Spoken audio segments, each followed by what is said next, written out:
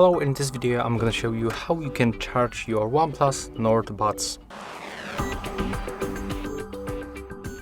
So first of all, to charge them you have to input the left and also the right earbud inside this charging case. And then you have to find this USB-C port. It's located right here at the back of the case. And next we have to use the USB-C cable. So that's my cable from my phone, and that's the USB-C, that's the USB-A. So first we have to plug it right here.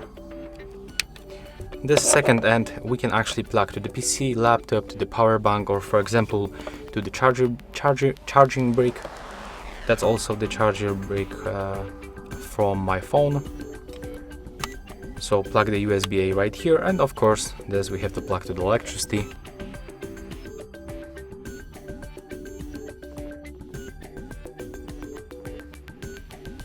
So when you do this, this indicator on the front will also lights up.